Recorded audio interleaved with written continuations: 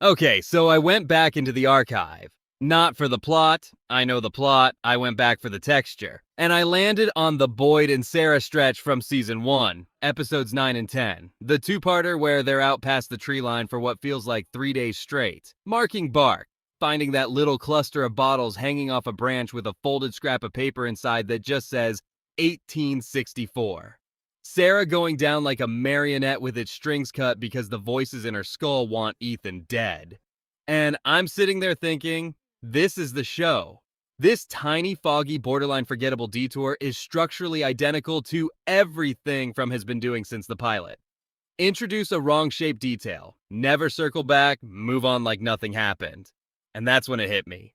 We are 4 seasons deep, one final season away from the finish line, and the pile of never circled back is not a pile anymore. It's a landfill. Start with the frame story itself. The Matthews family, episode 1, driving in that impossible loop, same fallen tree, same funeral procession for the Pratts, same Crozer is at Raven's argument between Julie and Tabitha, and the road just keeps spitting them back into town center, no matter which way Jim turns the wheel. That's not a haunted road, that's a rule. Somebody wrote that rule. And 4 seasons later, we still don't know who holds the pen.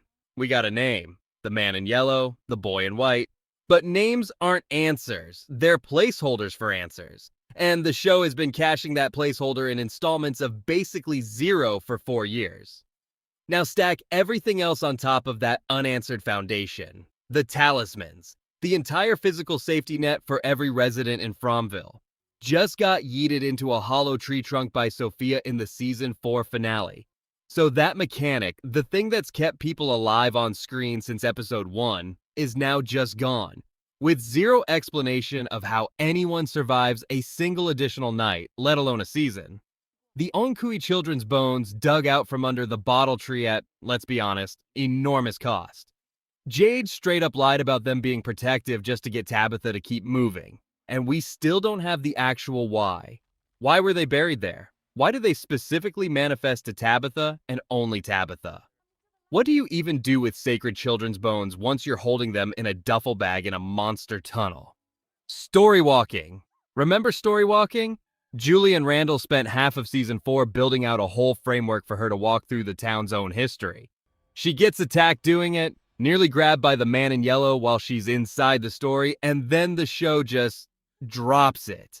Except there's that Polaroid, the one that gets Elgin killed, where eagle-eyed fans have picked out what looks like Julie standing near Sophia in a photo that predates the Matthews ever hitting that fallen tree.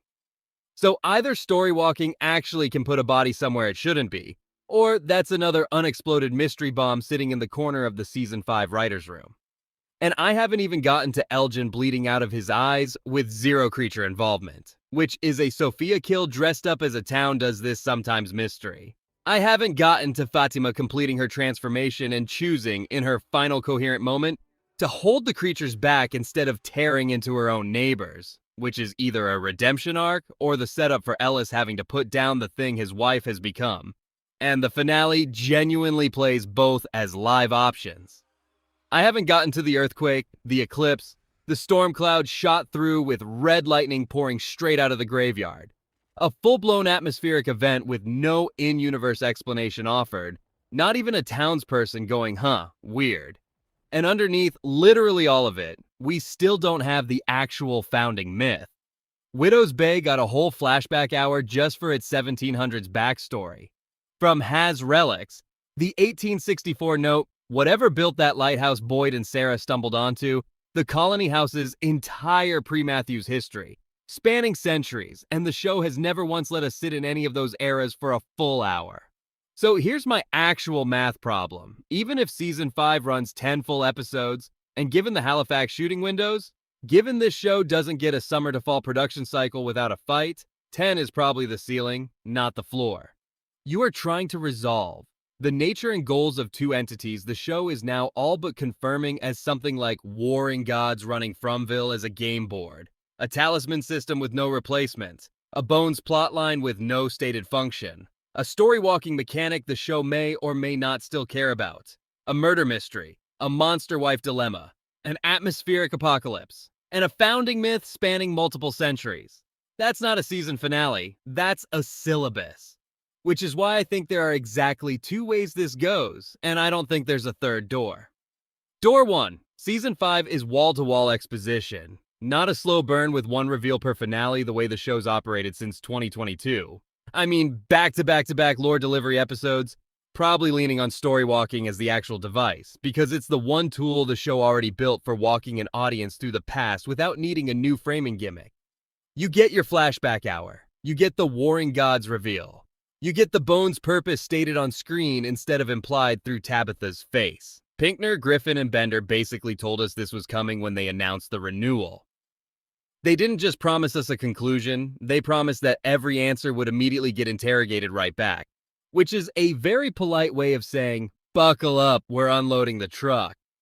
Door 1 is the version where From finally admits it's been holding 4 seasons of receipts, and Season 5 is the itemized bill. Door 2 is the one that actually keeps me up at night, and it's this. They don't unload the truck.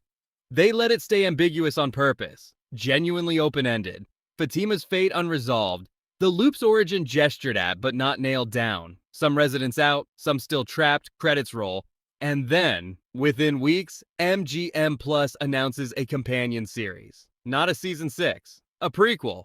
Something like What Really Happened from Stories. Because that phrasing does double duty, it's got the show's own story language baked right into the title, and it reframes every unresolved mystery not as a plot hole, but as a doorway into a new show. Look at what MGM Plus is already doing with their other flagship.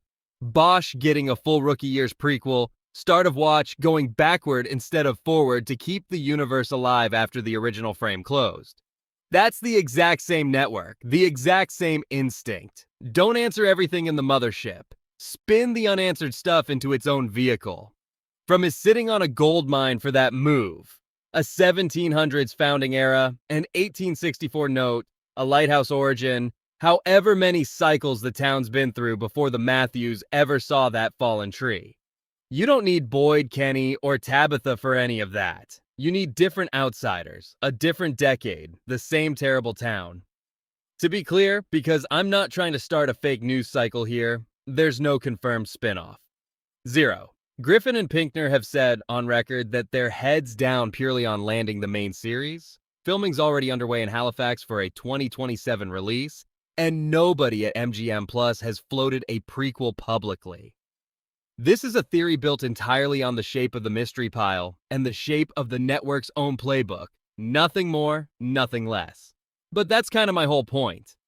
A show that spent 4 years teaching its audience to treat every drop thread as a future payoff has trained us, maybe accidentally, to expect the payoff to land somewhere. Season 5 might just be where all 4 years of "we'll get to it" actually gets got to. Or Season 5 might be the last time we're allowed inside Fromville proper, and everything else gets to live somewhere else entirely, under a different title, on a different timeline, still unanswered by design. Either way, I don't think we're getting a normal season of television. I think we're getting a reckoning or a redirect, and I genuinely can't tell you which one I'd rather have. Drop your rate in the comments. Exposition dump, open-ended handoff, or tell me what I'm missing, because with this show, there is always something I'm missing. See you in the next one.